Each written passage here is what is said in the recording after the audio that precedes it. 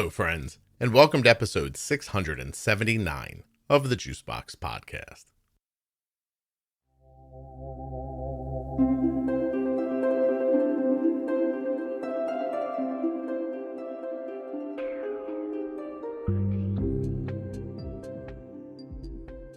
On today's show, I'll be speaking with Amy. She is the mother of Leah. Leah is the one with type 1 diabetes. And there's so many different things I almost called this episode. Spicy child, panic room. But in the end, I chose Leah. Please remember while you're listening that nothing you hear on the Juicebox Podcast should be considered advice, medical or otherwise. Always consult a physician before making any changes to your healthcare plan or becoming bold with insulin. If you're a U.S. resident who has type 1 diabetes or is the caregiver of someone with type 1, please go to t1dexchange.org/juicebox now and fill out the survey. The survey will take you fewer than 10 minutes, and you will be helping people with type 1 diabetes. t1dexchange.org/juicebox. Spicy child.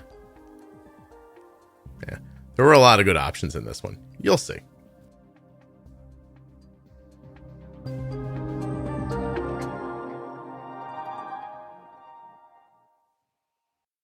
This show is sponsored today by the glucagon that my daughter carries, Gvoke HypoPen. Find out more at gvokeglucagon.com/juicebox. The podcast is also sponsored today by US Med. You can get your diabetes supplies at US Med. US Med always provides 90 days worth of supplies and fast, free shipping. To find out more and get your free benefits check, go to usmed.com/juicebox or call 888-721-1514. Amy, I didn't start the recording because we had to shut the thing down and start it back up again. Shoot. Oh my God. All right. Oh no. Okay. Well, we can start over. This does not happen often. You were doing so That's well. Okay. It's recording now. I am mortified. Hold on a no. second. Oh my gosh. No, are you kidding? What if I wouldn't have looked up in the first couple of minutes? What if like an hour from now we were like, oh my God, what an amazing You're like, story. Whoops. And that's how your face ended up on the Washington That's Monument? Okay. Yeah. I'm not going to call my child a demon seed. So I'll take that out. What if she hears this one Now day? this part has to stay in. So I'll beep that out. Don't worry. Okay. Okay. Amy, I'm trying to think of the best way to do this. I don't want to make you retell. It's fine. I can shorten it a little bit. No. I don't want to put you in a weird position where you're like, oh God, I just said this 3 seconds ago.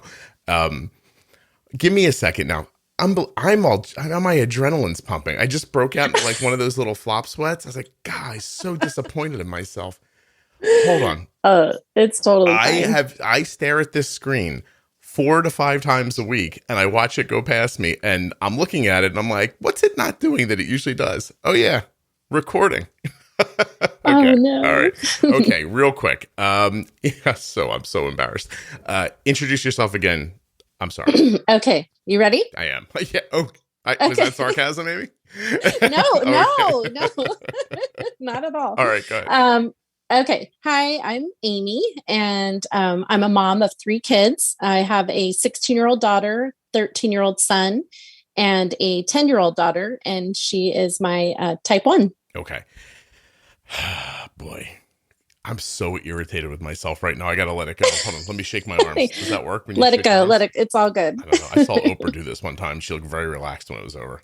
But she's a billionaire, fine. So it's probably easier for her to forget things. Don't you think we give $1 billion, you can just shrug things off a little easier? 100%. Okay. So Leah was diagnosed last year during the summer. Yes. Is that correct? Yeah, in June. And I do want to hear the part that you told me before. So you shared that since she's been a little kid, what did you tell me her teachers told you? Yeah. So when Leah was in preschool, her first year of preschool, her 3-year-old class, I went to pick her up one day and her teacher was like, I'm really worried about Leah. She's thirsty all the time. She's going to the bathroom all the time. That's a sign of diabetes. And I was like, okay. And so I took her to the doctor. She's like, you should get her checked. So I took her to the doctor and I said, her preschool teacher thinks she has diabetes. So what do we need to do? And I had no clue, I knew nothing about type 1. Right. And so, my dad has type 2, but I just wasn't, anyway, so I knew it wasn't that. But so I took her to the doctor and they checked her urine and they're like, nope, there's no glucose in her urine. She's fine. Everything's good. And then the next year in her 4-year-old class, the other preschool teacher said, Leah's drinking and going to the bathroom all the time. I think she has diabetes. And I was like, well, we checked that last year. Same preschool as the... Yeah, oh, okay. Same preschool. Yeah. And so I took her to the doctor again and they checked her urine. Again, no glucose in the urine. They said she's fine. And then I want to say at least 1 or 2 more times after that, I brought it up that she pees a lot and she drinks a lot and she wets the bed a lot. And the doctor just kind of shrugged it off and he was like, it's probably just behavioral. Like, I'm like, well, like she's too lazy to go to the bathroom. Yeah. Like I wasn't really, and I just kind of accepted it, I'm like, well, they checked what they needed to check. And I just kind of moved on. They never checked her blood, which in retrospect, I would have had them do. Mm-hmm. Well, and then go ahead. Sorry. A behavioral thing. Like, so we're going to get to it in a second, but Leah's got a streak in her, we're going to call it for now, right? She does. Okay. Yeah. I mean, I will say, like, before she was diagnosed, my husband and I would joke, like, every day that she's alive, we lose a day of our life. Or 2. So, yeah. Or 2. We put her to bed at night and we're like, oh, I just lost a day off the end of my life. Because she's really, before then, before she was diagnosed, she was really, really difficult and we had no idea why. But just really extreme mood swings, fighting with her siblings all the time. Like my first 2 kids, like I will honestly say, I cannot even remember them ever having a fight ever. Like they get along so well and they're really easy to parent, great kids. And so I was just like, wow, we really shit the bed on the first kid. Like, I don't know. Sorry, am I allowed to cuss? Well, you can if you want, sure.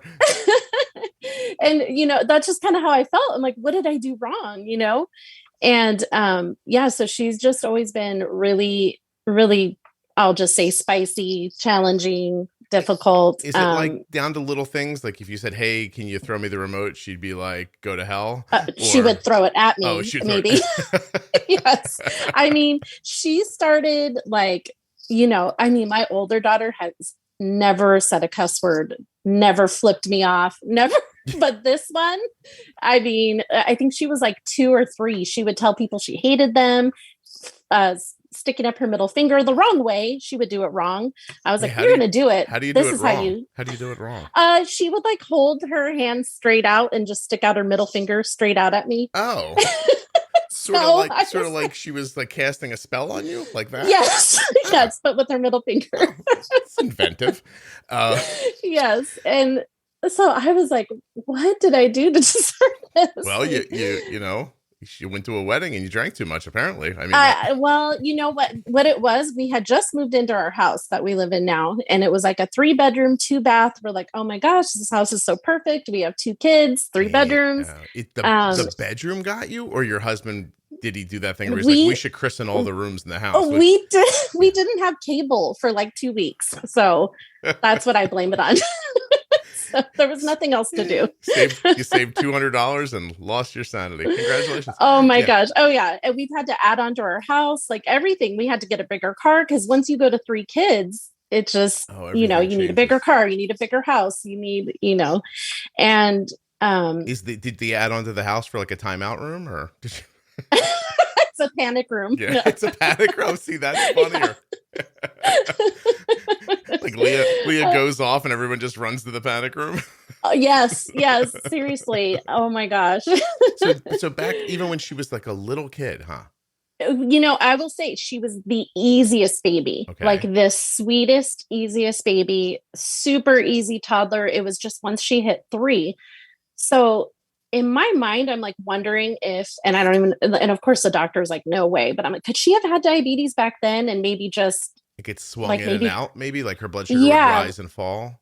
Yeah. And maybe she wasn't totally, because even when she was diagnosed, she wasn't in DKA. Her A1C was 8, Mm-hmm. And she was not in DKA. They sent me home, like after 2 hours, they sent us home.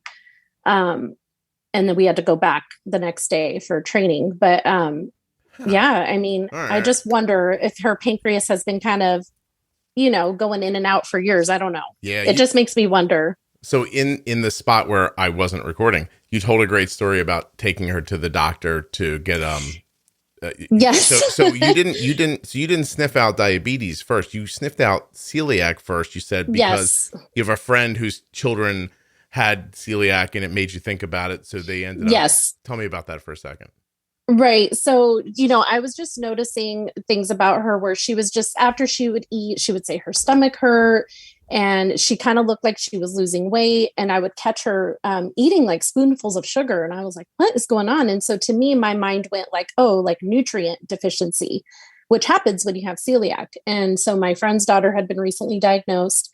And like I said, we always follow the same pattern. Like she had a daughter, I had a daughter, she had a son, I had a son, she had the third surprise baby, I had the third surprise baby. So I'm like, oh, your daughter got an autoimmune disease. Mine probably does too. So the only pattern we haven't followed is that her husband is gay now. So I was like, well, hey, Amy, I mean, hey, it ain't over yet. It's not over yet. I know. We my kids joke. They're like, "When's Dad coming out?" You got to see if they're you like, get your friend to win the lottery or something. That would really be more helpful. I know. I'm like, I'm done copying you. Okay, like I'm done. I want to immediately hang up with you and call her instead and talk to her all about that. I would love to hear about that. Oh yes, yeah, it's very interesting. But they're our best friends, and so yeah, we joke all the time, and she's like, oh, it's never going to come out with Eric. It's not coming out, even if he is. Oh, for your husband.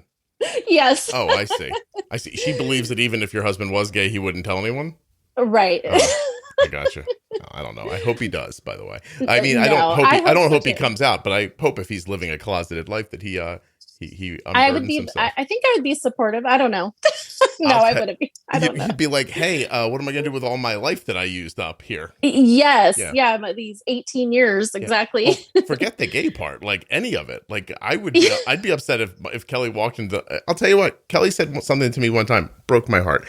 She's broken my heart a number of times, but this one specifically, we're living, in a house.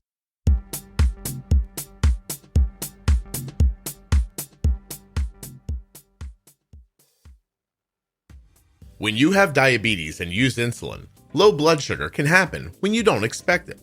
Gvoke HypoPen is a ready-to-use glucagon option that can treat very low blood sugar in adults and kids with diabetes, ages 2 and above. Find out more. Go to gvokeglucagon.com/juicebox. Gvoke shouldn't be used in patients with pheochromocytoma or insulinoma. Visit gvokeglucagon.com/risk.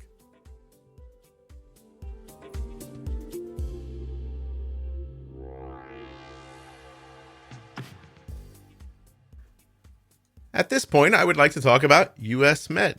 You get your diabetes supplies from somewhere. If the place you get them is anything like the place where I used to get them, it wasn't fun or easy, and often would have been frustrating.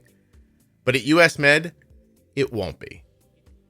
US Med accepts Medicare nationwide and over 800 private insurers. They have an A+ rating with the Better Business Bureau, and they want you to get better service and better care than what you're accustomed to.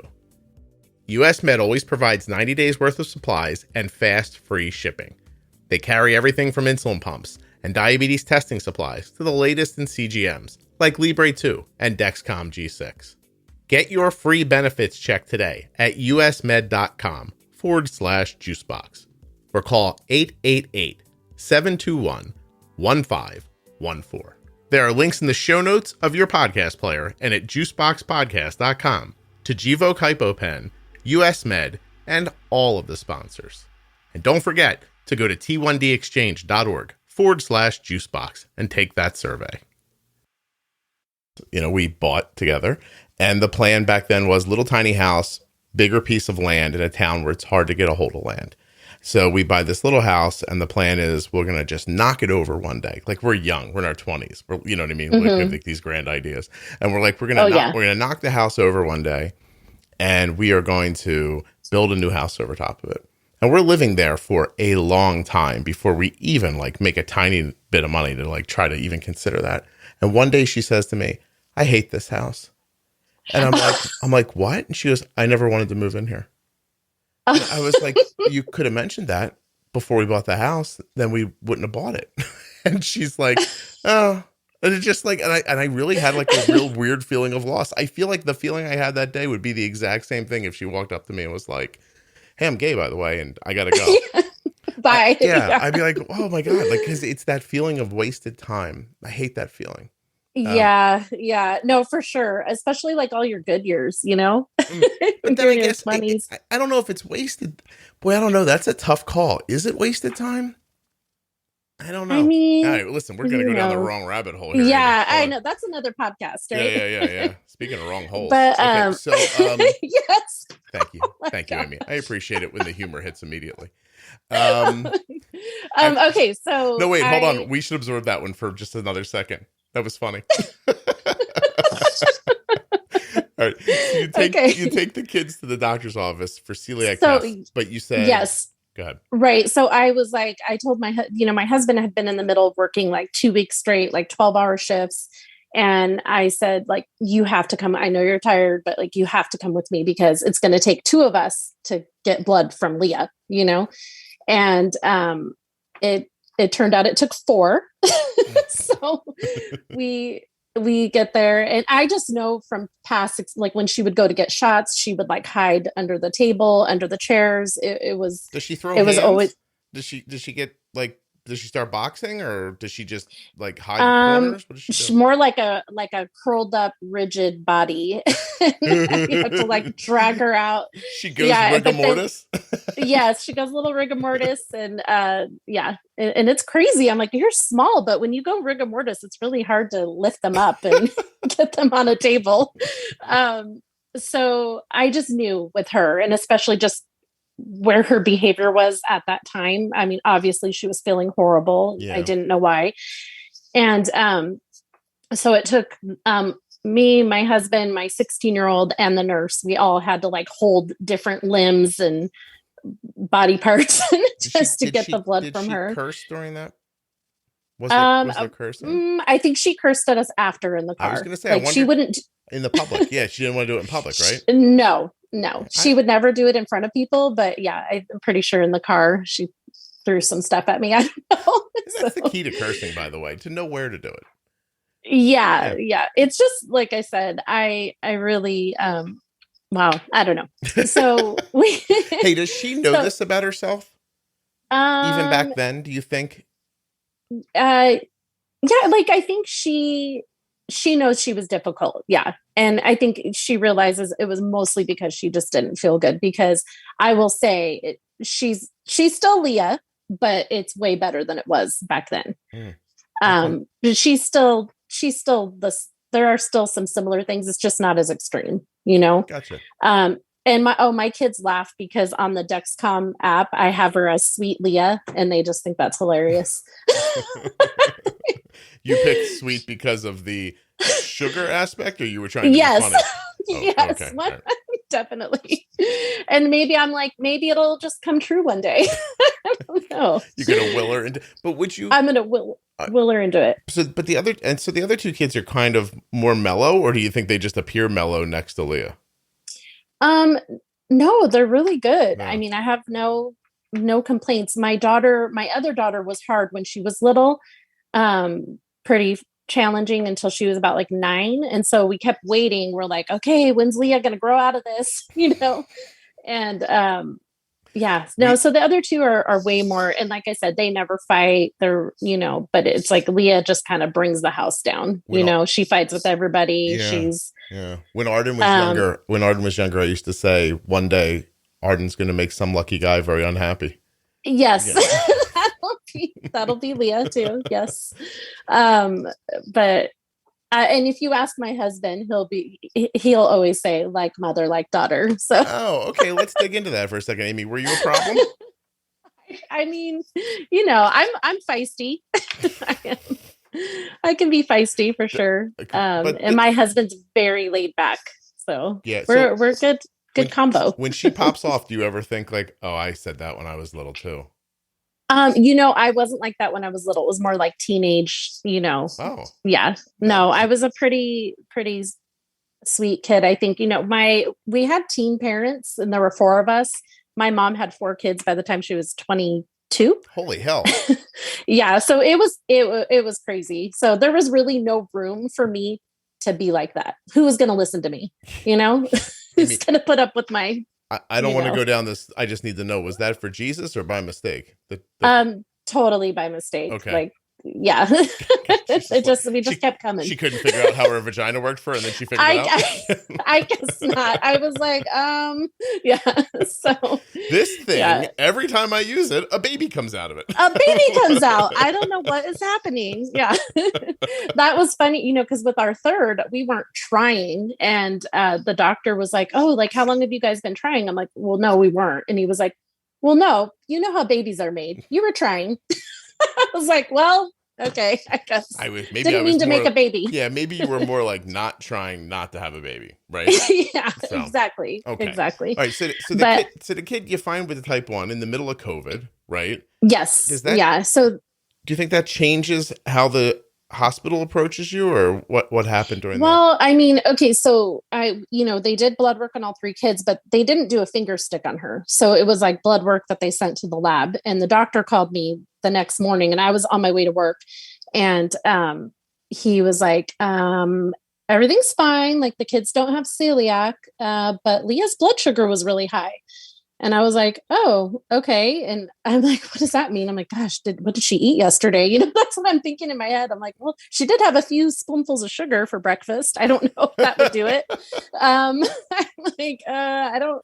So then he's like, you need to bring her back in. So I was like on my way to work. And then but while I'm on my way to work, then my dad calls me, and my dad's type 2 diabetic. He's in an assisted living facility, and he sounds really funny on the phone. And he's like, Amy, my face is swollen. I was like, oh my God. What? And I'm like, okay. And I had just, got off the phone with Leah's doctor. And so now I'm like, okay. I go, well, what do you mean? He's like, my mouth is swollen and I have like a rash on my face. And I was like, what? I'm like, okay. And I haven't been able to see my dad because of COVID. Right. And, we would go drop off stuff to him and see him through the window. And that was about it. And, so I was like, okay. I'm like, I pull over. I'm like, Dad, FaceTime me. Let me see. So we FaceTime, and it was like horrible. Like he had like this weird rash on his face that was turning black. His face was completely swollen. And I'm like, what? Like, I can't deal with this right now. I'm like, and I'm like, on my way. So then I was like, okay, Dad, you need to go to the doctor. I'm going to call you back. So I like hang up with my dad. I call my sister, and I'm like, and I think in my heart, I knew high blood sugar meant she has diabetes, Okay. I'm like, I just knew it. And so I called my sister, and she lives up about 6 hours north of us. We live in Los Angeles. And I'm like, Angela, I'm like, Leah's blood sugar is really high. Dad's face is falling off. Like, I need help. Like, I don't know what to do. So she was like, oh my God, okay, I'm coming. So she got in her car and just drove down. And she was like, I'll deal with Dad. You take care of Leah. So I got to work, and I told my coworkers what was going on. And I'm like, I need to go. I gotta take my daughter to the doctor, but okay, bye. So I leave. I come home, pick my daughter up. And my husband was home. He was kind of like napping, but the other kids were here. And, so I grab Leah and I say, hey, like, we got to go back to the doctor. And, they just kind of found something that they want to recheck. I didn't want to scare her, and I was a little worried about going by myself, but thankfully it was just a finger prick, and they took her blood again, and it was, like 289. Wow. And they were like, what did she have for breakfast? And I was like, well, she had a smoothie and a spoonful of sugar or 2. I don't know. Doesn't matter. You're not getting a 289 with a working pancreas. Yeah. And so he was very calm, and he was just like, I think we're catching something here, but it's early. So you're going to have to just, go to Children's Hospital. And I was like, oh, like make an appointment. He's like, no, like you need to go right now, and I'll call and let them know you're coming. And I was like, what? Did you say, I don't want to do that because there's an impending zombie apocalypse? My father is one of the first people. Yeah, yes. Yeah. And I was just like, okay. So then I go home and I wake up my husband, and I knew with COVID, they're not going to let him come with me, and he had to go to work anyway. So I just woke him up and told him what was going on. And yeah, I mean, it was crazy. Like, we went in there was nobody in the waiting room. They took us right back, and pretty much they didn't say it, like she has type 1 diabetes, but it was pretty obvious, So well, yeah, we were just there for 2 hours, and they sent us home, and they said, don't feed her any carbs tonight and come back tomorrow morning for training. So, of all the things I want to ask a question about, you said your parents were young parents and your father was in an assisted living place. How old is your dad? He's really young. So he's 66 now, but he had a stroke when he was 47. Wow. Because he was a type 2 diabetic, and he never took care of himself. Oh, I thought you were going to say because he does everything early. So yeah. So, and my mom and dad are divorced. Obviously, they divorced when I was like 5. I mean, yeah. Duh. Yeah. Duh. Exactly. That didn't work out. Yeah. Really? Shocker. Fascinating. Spoiler alert. Spoiler alert. They're not together anymore. But yeah. So he didn't take care of himself. So he had a stroke at 47. So he's paralyzed on his left side. Oh, I'm sorry. And yeah, that's okay. And so he's just been in like nursing homes, assisted living off and on, since that happened. Yeah. And so it turned out he had shingles, and the shingles rash, he scratched it and it got infected, and he also had an abscess tooth. So that's what he had going on. Amy, I was going to tell you that if your husband, or when your husband comes out, if you're looking for a guy, I find you delightful. You should hunt me down, and we'll see if Kelly's still here. And if she's still but then I heard the rest of the story, and I was like, never mind. Yeah, I know. You wouldn't be a mess. I don't need to help your dad with his shingles. You know what I mean? And you don't want to be Leah's stepdad either. Oh, I don't know. I think she'd be hilarious. I would team up with her and just point her at you. Okay. She, yeah. So my sister, so she took care of him, and it ended up, he got on meds, and they pulled his tooth, and he's okay. He's okay. He's okay. Yeah. Oh my God. Okay. All right. So how much of this did Leah ever have COVID prior to this? No. Yeah, we never got it. I don't know how we were able to, especially with my husband's job. He got exposed a bunch of times. It went around his office, and no, we were lucky. There was like one time where he did have like a direct exposure. Mm-hmm. And so I was like, I'm like, okay. And this was, I can't remember if it was before or after she got diagnosed, but it was after. And I said, well, you better just stay in a hotel for a couple of days. And like, as I'm saying it, he's already like booking his hotel. I'm like, hey, wait a minute. It's like, wait. I've been looking for an excuse to get the hell out of here. Excited. I know. I was like, wait, why are you already booking it? Like, wait a second. Say it again. You want me to leave, and you're not going to be angry. He was like, oh, are you sure? Yeah. I gotta go. And I was like, oh, yeah. No, so she did not have COVID. Amy, I just realized that before, when we were talking and I, didn't record it, you mentioned your husband was in law enforcement. And I just wanted to bring it up because he was asleep in the middle of the day too. So I assumed he worked shift work, and I think everyone else was like, oh God, guy's just lying around the house. No, no, he was working a lot during that time. It was in the middle of the George Floyd protests and riots. So he was working 12 hours for 2 weeks straight. So right. Yeah. Okay. So what did I want to say here? You did mention prior that there's a line of autoimmune stuff on your husband's side. I just want to go over it. Celiac, Hashimoto's, anything else? I think that's, type 1 now. Type 1 now. Right. So, okay. Yeah. Nothing on your side? We just have a lot on your side, Amy? Yeah, we have a lot of type 2 diabetes, on my dad's side of the family. All right. So that's just always been my connection to diabetes, was, seeing my dad. And so we went to, the next day after we were in the ER, we went to Children's Hospital for training. And I think we were there for maybe 5 hours, but it was just like this total crash course, Yeah. and they gave us like a bag of needles and a meter and some insulin. And they were like, do this, this, and this. And then they wanted to have us give her a shot before we left, but her blood sugar was in range. And, so my first shot I ever had to give her was like in the parking lot at Subway.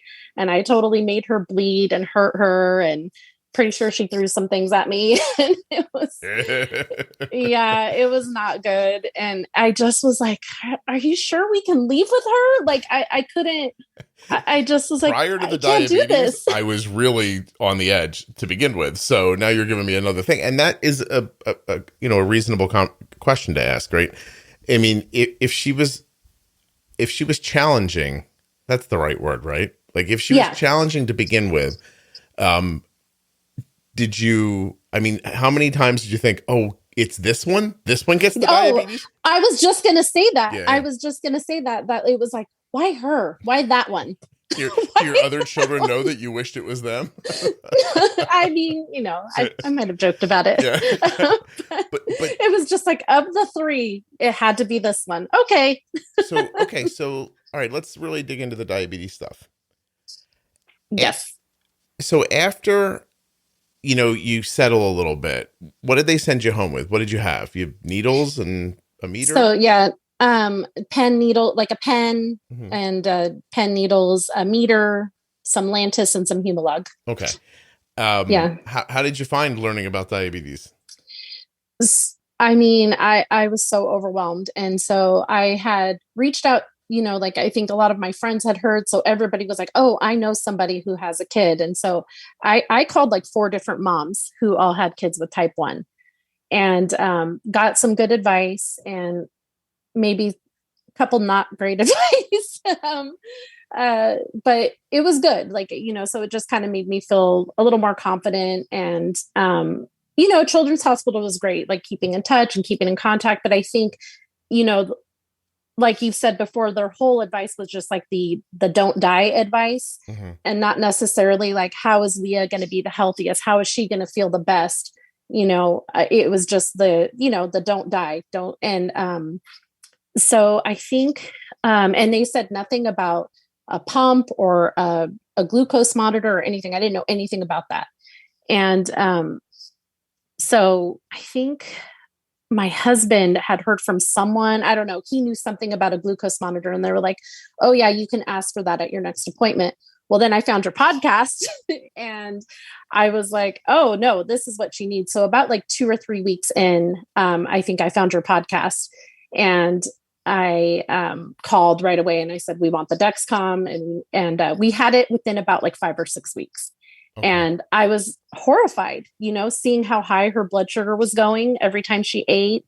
And, I called the nurse and they were like, yeah, like that's what happens. I'm like, but how do we stop that from happening? She's like, you're just getting more information now, and so I'm like, okay. So their reaction to you finally being able to see what was happening was, oh yeah, it's always been a mess like this, but nothing to do about it. No, no, they were just, again, it was that whole, like, we don't want her to go low. We don't want her. And I did a parent. So my friend who had the daughter with celiac, she had come to visit. They had a visit plan like a week after she was diagnosed. And I was almost like, no, you guys can't come. Like I'm too overwhelmed. And then we decided, it's fine, mm-hmm. And so they came. And so she had a friend who had a daughter who was an adult with type 1. And I called her because it was just a situation where there's all these kids, there's 6 kids here, and they're just like eating nonstop.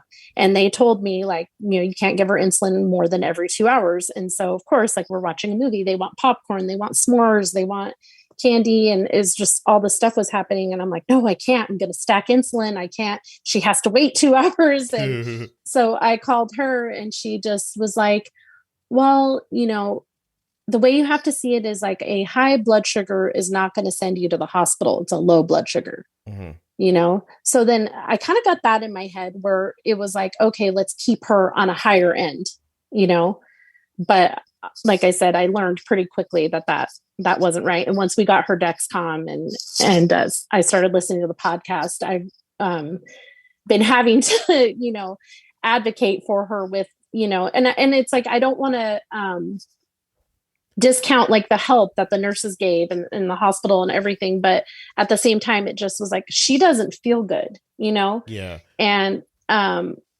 go ahead. Sorry. No, don't worry. You're fine. You're very chatty and I'm taking advantage of you and letting you talk. Okay. You're giving me a very fun hour and I don't have to do very much. It's great. Thank you. I feel like I should send you some of the ad money from this one. But sure, I'll take it. Yeah, I won't do that, Amy. I just wanted to. Oh, okay. Yeah, I feel like it, but it's not going to happen. So, I do want to know if, when you get caught in that situation where you feel like, oh gosh, they're lovely people and they're really trying, but they're wrong. But I don't want to tell them they're wrong. But I don't want to let my daughter continue on like this. It's a tough spot. Yeah. Yeah. How do you choose for sure what to do? I mean, I choose Leah, and so I just started giving her more insulin, but I was really afraid of it at first. I was really afraid to make her go low, and she did honeymoon for a whole year, but we were able to get her A1C down by her first appointment, her 3-month checkup, to 6.1 on MDI. Wow. Congratulations. Yeah. And it's just kind of stayed there. We just, so I just was like, no, like I have to figure this out. Like, I can't let her sit at these high numbers. I've seen what high numbers can do to somebody, like my dad. Yeah. And, well, I'm not going to let that happen again. So. No. And I'm like, I'm not going to kick the can down the road and trade my fear, for her health. I just couldn't do it. Even, I just started making decisions on my own and increasing, and my husband was always on board, thankfully. And so he was even more than me. Like, he's like, I think we need to up her long acting. And, so we just started kind of doing it on our own, and we would just tell them that we did it. Good for you. So, hey, your microphone's hitting your hair or your shirt. Oh, sorry. Yep. It's my hair. Yeah. Sorry about that. Don't be sorry. So we just started, just kind of following, stuff on the podcast and stuff on the Facebook page. And we, she just started really, like, her levels have just been really good. We just switched. She just got an Omnipod about 5 weeks ago, which is great. But I'm still trying to figure that out now. Now I feel kind of like I'm starting over. Mm-hmm. So it's been a little rough. And again, it's the same little battle with where they don't want to let me make adjustments. And so, so we started off with their advice, went to yours, it got better, switched to a pump, and then we back to their advice again. Yeah. So now it's like, for me, because it's a new thing, I'm trying to still figure it out. And, but I have, go ahead. Sorry. How new is it? 5 weeks. Oh. We're about 5 weeks in. Yeah. So, let me ask you a question. Your husband, I know why you went to that hotel room so quick. He's like, I'm going to go have a conversation with myself and see if I can get into yes. words. No, by the way, I'm teasing you. You are super chatty. This is a podcast. It's perfect. I need to jump in once in a while. We're not looking at each other. Yes, go ahead. We're not looking at each other, so it's harder to do. Now all that, I'm going to forget my freaking statement. Okay. What are you finding different about being on a pump versus on MDI? I mean, I guess, well, the things I love about it is being able to adjust the basals for the different times of day, but they were very conservative with it. And so, they want me to wait like 3 days before I make changes to anything. And, I know better, Yeah. So but at the same time, I don't know all the functions of the pump yet. So I'm still trying to figure it out. And it's hard. That's what I wanted to talk to you about. Like, because there's nothing really different about it. Like, I know it's, I mean, it's go into the basal zone first. You either inject it once a day or twice a day. Some people split, right? But you're just putting the insulin in. And so that's all the pump's doing. It's just putting it in. It's just putting it in a different way. But you just go into the basal program and it's as simple as how much, like, what basal was she using prior to the pump? Let's go with this. Like the type? Yeah. What brand? Tresiba. Okay. And how many units was she getting a day? We had her up to 10. When she was diagnosed, they had her at 6, and then we went all the way down to 1 because she was going low so much. She honeymooned for a long time. Right. But then she was up to 10 units a day. So how many is she getting through the pump? Like less than 9. So that's where I feel like I need to. I was going to say, is that like when she's stable and steady, like overnight, where's she sitting? She's not she's going high every night. And so we keep upping it from midnight to 3. And I think she's growing. She's going through puberty right now. Mm-hmm. So I feel like I almost need to double it because she's every night from midnight to 3, she's going into the 200s. Oh, okay. Well, why don't you try something? I'm going to try it. Yeah.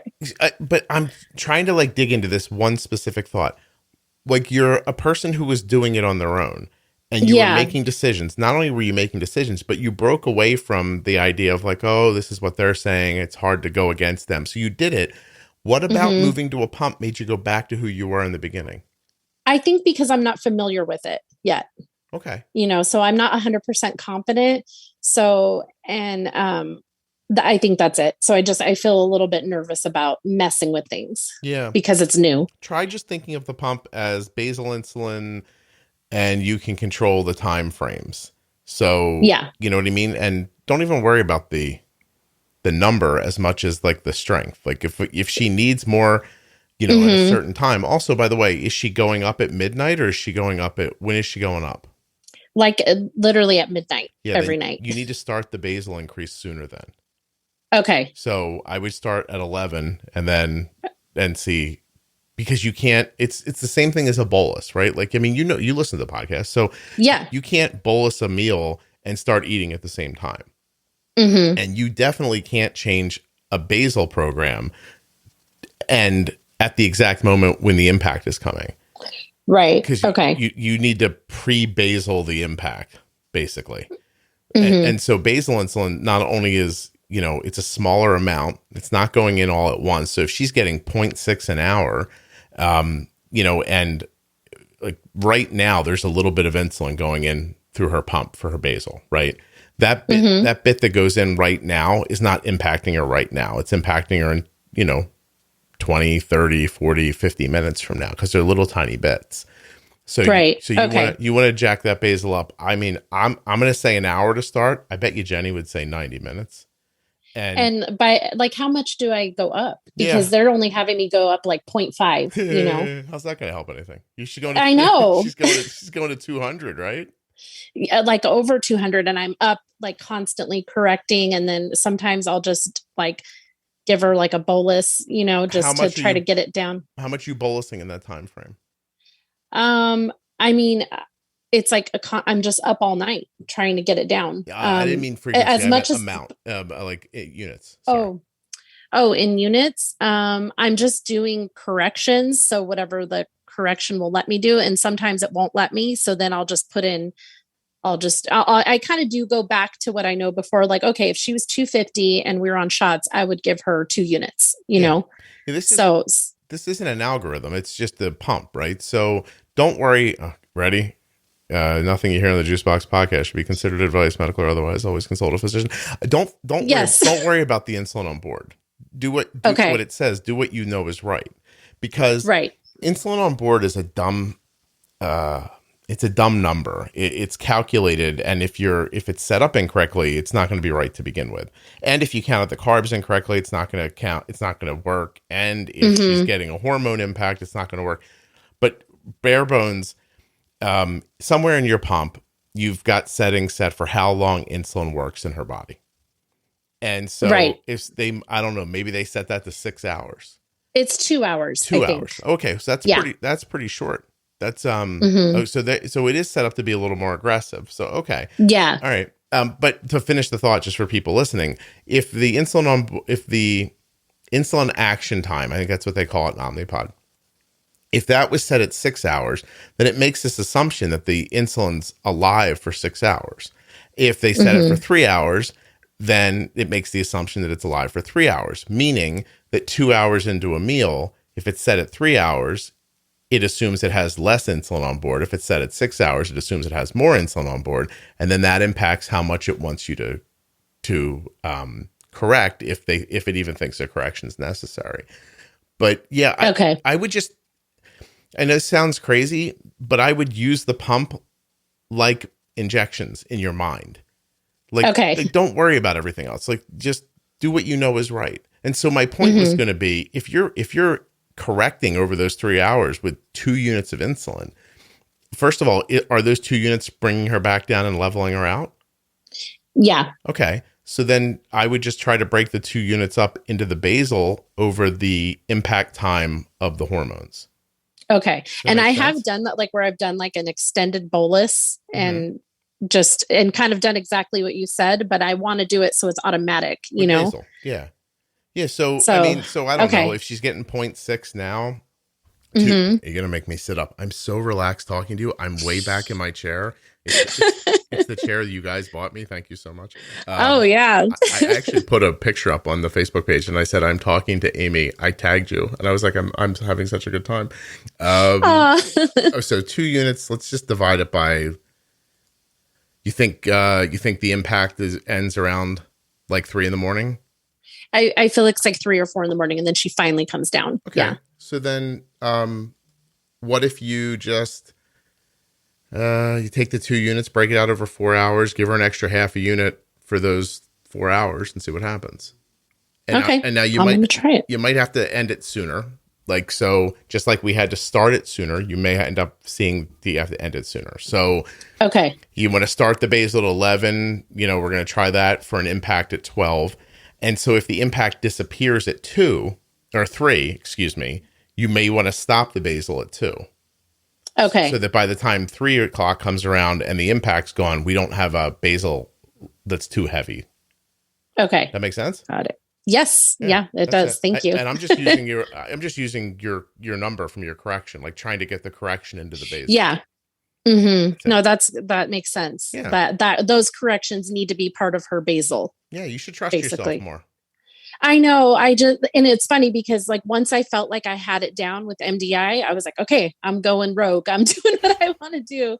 And I just think switching to the new technology, I was like, oh, I don't know what I'm doing. I have to listen to everything they say. I am a little bit, like a people pleaser, I guess. So, I mean, not with my husband, but I'll fight him on everything. No reason for him to be happy, but everyone else. No, everybody else should be.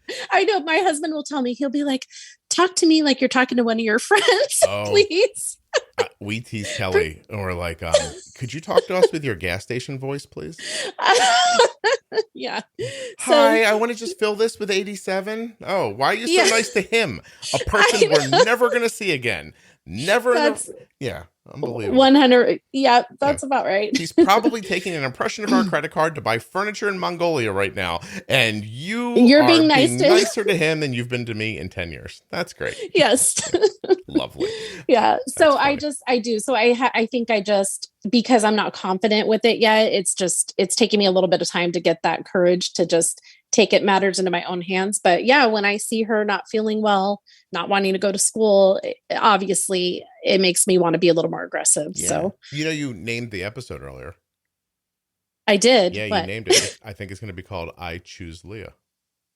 Aww. That was very nice when you said that. I do. Yeah. And that's the thing, when I see her numbers steadier, her personality is completely different. Right. And I think that's always like my motivation. Like I want her to be the Leah she's meant to be, and so yes, I will always choose her over what anybody's going to tell me. Well, yeah. So you're going to figure this out and your actions will help her be happier and probably save your life if the earlier stories are accurate at all. Yes. Yeah. Maybe I'll get some days back to my life after a while. But yeah, I mean, and it's kind of crazy because everything I've learned with her, I'm now able to help my dad. Even though he's type 2, I take care of my dad too. Like if he has to go to the doctor, I take him and, any kind of his appointments, I take him to everything. And his last doctor's appointment, his A1C's kind of been sitting in the 7s and 8s for a while, which, I'd love to see it lower, but, it jumped up to 10.8.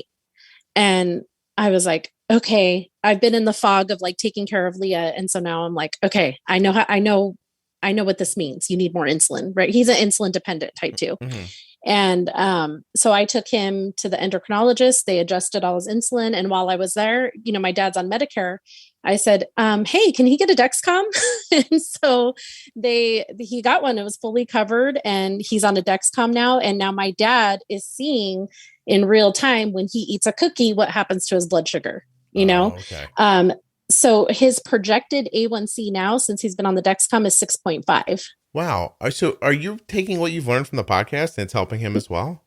100%. Yes. Oh, yes, well, absolutely. Because I mean, it's like you're helping a type 2 and a type 1. Well, no, So, that's really wonderful. I'm super excited. I mean, I say things, I don't know if people listen, but like even like I slip it in the ad sometimes. I'm like, if you're using insulin, get a Dexcom. Well, and that, and that's the thing. So I went to his facility and I was like, well, how, they printed out his blood sugar. They'd only check it 3 times a day, and he's taking probably close to 100 units of insulin a day. Wow. And I'm like, that's not enough, And so I asked the doctor for a Dexcom, and you would see his numbers. He's in the 300s and 400s all the time. And already now he's just, oh my gosh, his line is so straight. I'm like, I'm so jealous. He has such a straight line, but he still has a somewhat working pancreas. But and he's gone low a couple times. What's that? Is he on any basal insulin? Yeah, so he takes 35 units of basal twice a day, and then he gets insulin, fast acting for his meals. Wow. Okay. And but the last week he went low. He was in the 40s, and I called him and I'm like, Dad, I go, are you feeling okay? And he's like, what? I go, your blood sugar is really low right now. Are you okay? And he's like, oh, I didn't eat my lunch. I'm like, but they gave you insulin, right? Yeah. And he's like, yeah. It's cookie time, old man. Get going. I said, that's what I said. I go, you get to have a cookie. Go eat a cookie. Go eat some candy. And so it's happened a couple times where I've seen his blood sugar dip low because he doesn't eat. But it's good because he's changed what he eats for breakfast. He's completely changed because he's seeing what it does. On Sunday, he ate a cookie. His blood sugar went to like 300, and he called me. He's like, I'm sorry, I ate a cookie. It's like, it's okay. Well, so it's changing his habits too. It is, because he's seeing it in real time, what's happening. And it's great. Yeah. And I mean, it's just, it sucks that Leah has diabetes, and, it sucks that he has type 2, but I'm just so glad I'm able to help both of them. Me too. Yeah. That's wonderful. Wow. Good for you. Yeah. That's excellent. Well, I take it back. Maybe now, when your husband comes out, I will call you, because that was really lovely. Plus I need somebody to help me with my mom. So I'm just kidding. Sure. Okay. I am a caretaker. That is my, I do. I like to take care of people, for sure. Has the diagnosis caused you, like you said, you kind of lost track of your dad? Is it hard with the other 2 kids? They're so great. Like, they're so supportive, and we do, like, my husband and I, like, our kids are everything. And so we do, like, my husband coaches my son's baseball team, so they spend a lot of time together. And my older daughter, I try to spend, so we do try to like balance it all out. But it was hard, especially when Leah was being so challenging. And so we actually we worked with Erica for a little bit, and because we're in California, so we were able to have some sessions with Erica, and that was really helpful as a family, and then individually with Leah. So. Well, this podcast is pretty damn helpful. Yes. Yeah. And so I have Erica on my calendar next week. Yeah, she's amazing. Yeah. And it was great. Like, we did one as a family, and I think my husband in the beginning it is just like, my husband's the type of guy, like, he'll watch a Disney movie, he cries, and when Leah got diagnosed, I mean, I cried for a month. I was devastated, because my kids have always been healthy. I've always had healthy kids, and, I've always kind of almost been like proud of that. Like, I have some kind of superior genetics or something. I don't know. Look what I've done. Like, Look what I've done. No. I remember my daughter had a friend. She had a couple friends that were allergic to dogs, and we have dogs. And I'd be like, can you stop making friends that have allergies, please? Stop bringing these weak kids into the house. I know that these weak immune systems. Yeah. And so I just kind of, it really, nothing humbles you more than being put through something like this and having, now I'm just so sensitive to like celiac and peanut allergies and everything, where I think, before I just didn't really think about it much and I would kind of be annoyed by it. And it really humbled me quite a bit. Yeah. And, I just, anyway. You okay, Amy? Are you going to cry or did you lose track of your thought? I lost train. I was does she need help or is she crying? I couldn't tell. But it did. No, I do. I feel a little emotional about it, but it really did humble me for sure. And I forgot what I was going to say, but it's okay. We probably want to apologize for making fun of people who have allergies is what I was getting. I mean, right? For sure. And And what I was going to say was that, so when that happened, I was really upset. And then my husband just like never cried. And I was like, what's wrong with you? Like, why aren't you sad about this? And he did try to kind of be like, oh, you're so good at it. You do everything. And I was like, no, nice try, buddy. I can't be the only one who knows how to take care of her because we have other kids. And, I need to spend time with other kids or take them to do things. And so you need to be able to take care of her too.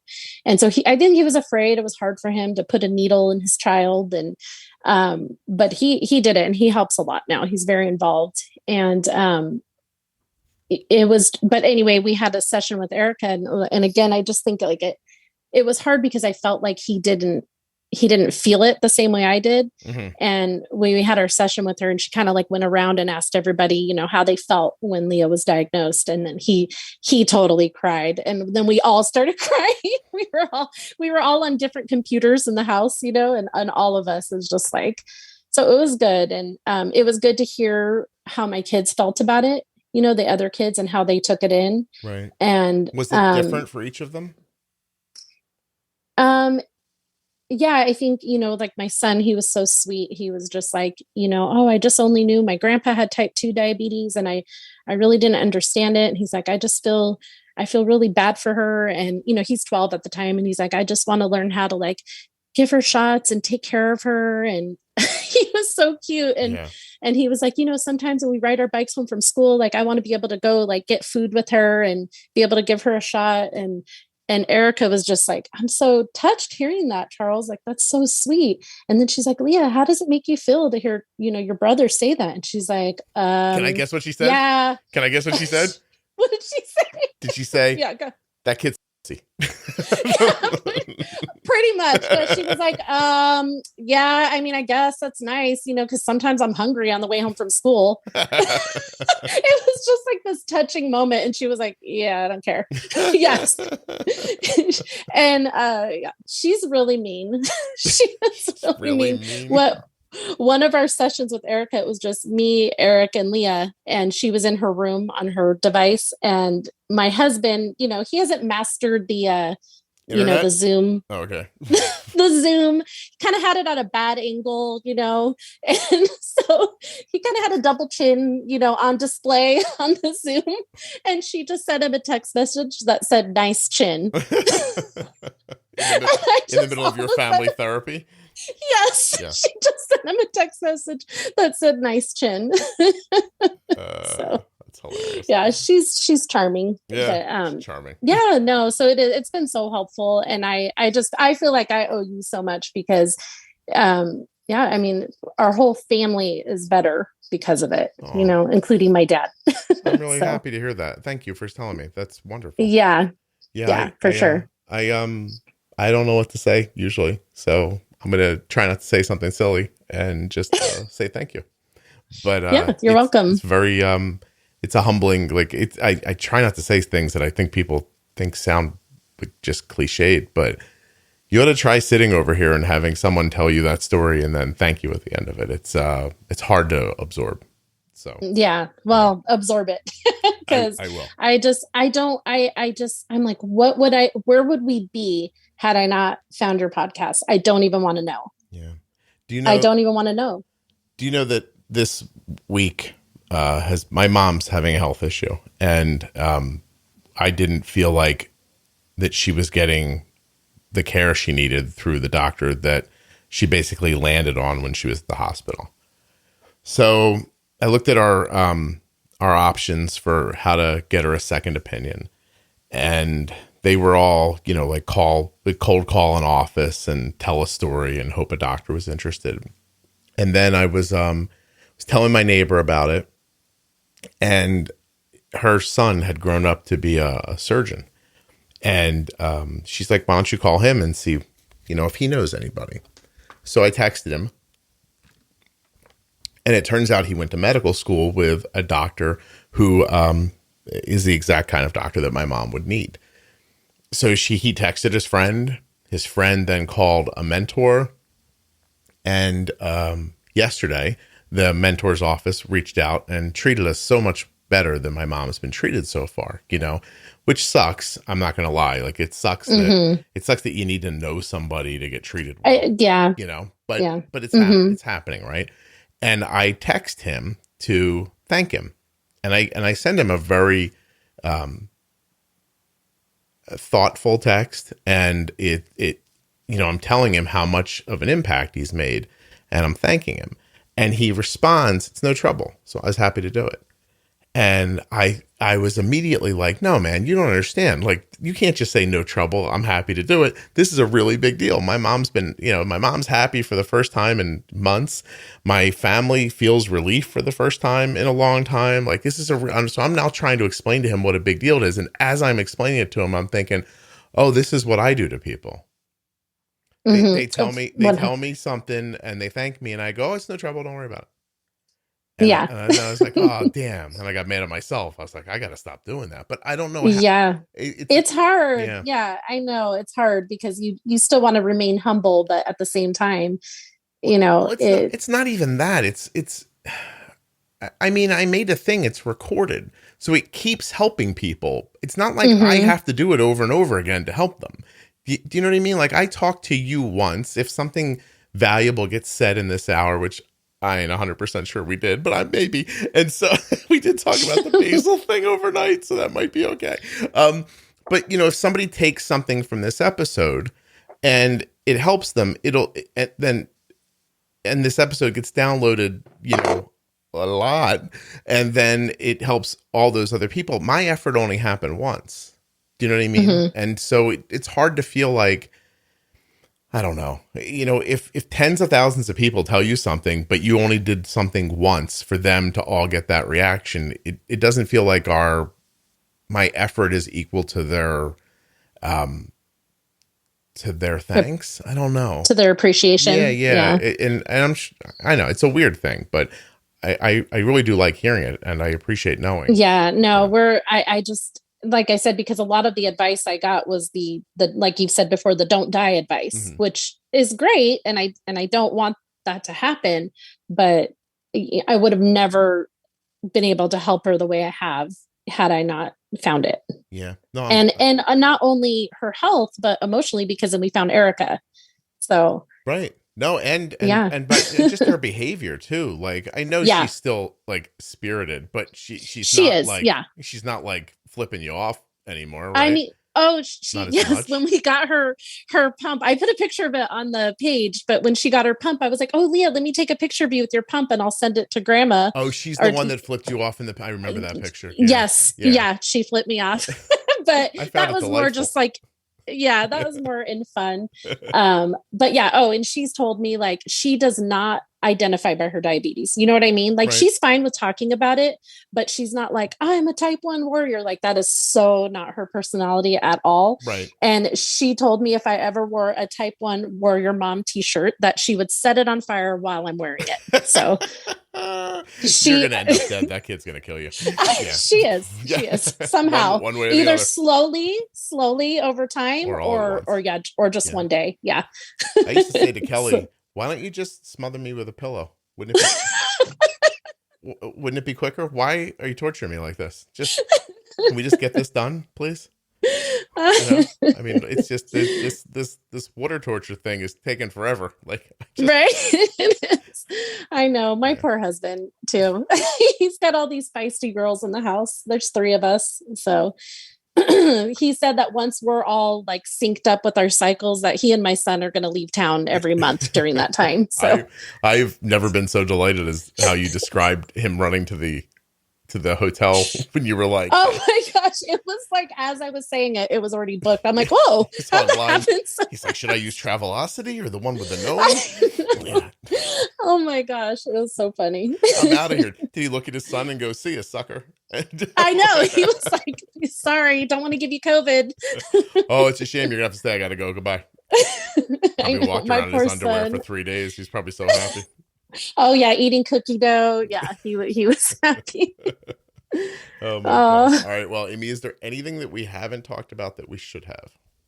No, I'm just thank you for helping me with the confidence again, because I felt like I have lost a little confidence since switching to the pump. Okay. So I'm trying to get that back, but I love it. You know, I mean, it's amazing. Yeah. We were giving her, 12 shots a day sometimes. So wow, this is, and especially with a difficult child like her, there was some running around, pinning her down, so, but I'm like, I will not let you be high. So yeah. I just imagine you like flopped on top of her on a sofa. Oh, yeah. Very accurate. And it's the same with like, the Dexcom, and some of the advice that I've been given by people is like, oh, well, set a timer and then tell her, okay, it's time now. And I'm like, that's not going to work. Like, I'll set the timer for 5 minutes and she's still not going to let me do it. So you have to do these things like sneaking up on a wild animal. You just throw a bag over her head. And yes. Yeah, seriously. Yeah. And so it's just like that Dexcom, how, you stick it on and then, but sometimes she'll be like, no, wait. And I'm like, no, I'm not waiting. And I'll just do it. And I know maybe that's not in the parenting books or whatever, but I'm like, no, she will literally walk around with that thing hanging on her arm. She'll do the long game. She will walk around for days and never let me inject it. So I just know I just have to do it. Well, so I think the waiting just builds the anxiety, honestly. It does. Yeah. It does. And I just do it and she might, get a little combative, but then it's done and we move on. No, I have to tell you, be honest, I'm a proponent of do it quick. Yeah. So I just know her, know. But even when people take off their devices, and sometimes I see them, they're like soaking them and stuff. They're like, well, I like to get it nice and wet. I know some people have skin issues where pulling it off quickly really does mess with them. But, Arden, we just like peel up a corner and I'm like, you ready? And she goes, yeah. And I hold her skin down with one hand and I just yank it off. Oh, wow. And it doesn't feel great, but it's over and then it stops hurting and that's it. Yeah. So I mean, I don't know. Like if you want to soak, your pod for an hour before you pull it off, like it's cool with me. Like I don't have time for that. I don't care, but that isn't how we do it. We're just like rip and go. I'll soak it a little bit, but no, we don't wait more than a couple of minutes. I'm like, nope. Okay. It's coming off now. Yeah. So I just don't. And I know her and it doesn't matter how patient I am. She's never going to be ready.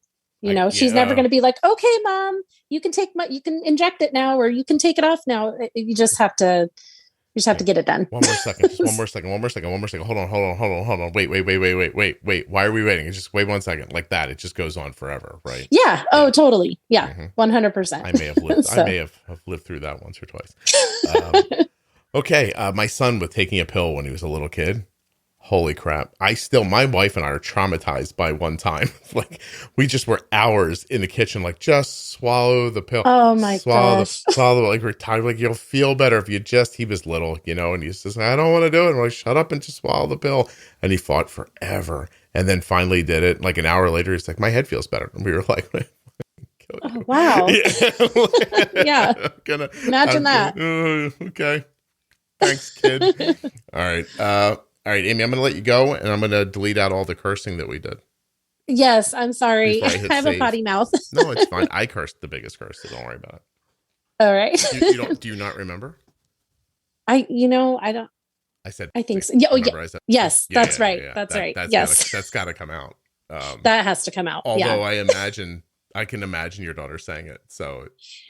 She calls him a little bitch all the time. Is her. So she never calls him a pussy, but she tells him he's a little bitch, and she tells him he's never going to move out. She's mean, and he's so nice to her. Wait till she gets older and she starts saying stuff like, "Girls aren't going to go out with you."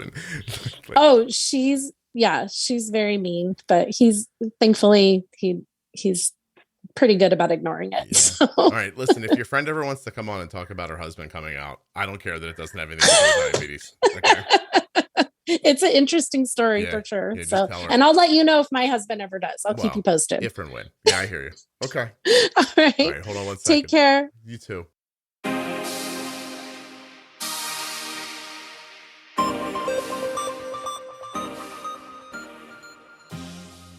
A huge thank you to one of today's sponsors, Gvoke Glucagon. Find out more about Gvoke HypoPen at gvokeglucagon.com/juicebox. You spell that GVOKEGLUCAGON.com/juicebox. I'd also like to thank Amy for coming on the show and sharing her story, and US Med for sponsoring this episode. Go to usmed.com/juicebox or call 888-721-1514. Get your free benefits check. Get started with US Med. If you're enjoying the Juicebox Podcast, please share it with someone else who you think might also enjoy it. And if they don't know about podcasts, take their phone from them and show them. Be like, here, download this, do this, search for that, listen here. Some people need help. Thank you so much for listening. I'll be back very soon with another episode of the Juicebox Podcast.